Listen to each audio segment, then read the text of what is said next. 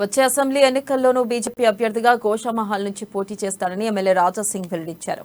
BJP నేతలు బండి సంజయ్, కిషన్ రెడ్డిల ఆశీర్వాదం తనకుందని యుద్ధానికి సిద్ధమన్నారు. ఇక గోషామహల్ నియోజకవర్గ ప్రజలంతా యుద్ధానికి సిద్ధం కావాలని పిలుపునిచ్చారు. ఇక బీఆర్ఎస్ జెండా పీకేసి బీజేపీని అధికారంలోకి తీసుకొద్దామని పిలుపునిచ్చారు. సీఎం కేసీఆర్ అభ్యర్థులను ప్రకటించని 4 స్థానాల్లో గోషామహల్ ఒకటని, ఆ అభ్యర్థిని ప్రకటించేది కేసీఆర్ కాదన్నారు. ఇక మజ్లీస్ పార్టీ ఆ స్థానాన్ని అభ్యర్థిని ప్రకటిస్తుందని చెప్పారు.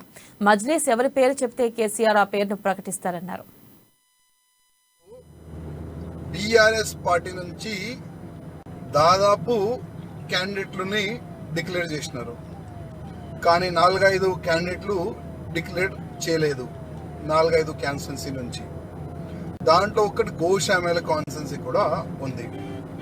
గోషామహల్ కాన్స్టిట్యున్సీ క్యాండిడేట్ ఎందుకు డిక్లేర్ చేయలేదంటే ఆ కాన్స్టిట్యున్సీ క్యాండిడేట్ మన ముఖ్యమంత్రి గారు కాదు, ఎంఐఎం ఆఫీస్ నుంచే ఎవరు క్యాండిడేట్ ఉండాలి టీఆర్ఎస్ నుంచి అది డిసైడ్ అవుతుంది. దాదాపు 2018లో కూడా ఈ విధంగానే జరిగింది. ఎంఐఎం ఓలే డిసైడ్ చేసి ప్రేమ్ సింగ్ రాఠోర్ క్యాండిడేట్ ని పెట్టిన టీఆర్ఎస్ వాళ్ళు కాదు, అప్పుడు టీఆర్ఎస్ ఉండే కదా, టీఆర్ఎస్ వాళ్ళు కాదు, ఎంఐఎం ఓలే డిసైడ్ చేసి ప్రేమ్ సింగ్ రాఠోర్ ని పెట్టినారు. చాలా వరకు డబ్బులు ఖర్చు చేసినారు. రాజా సింగ్ నెట్టి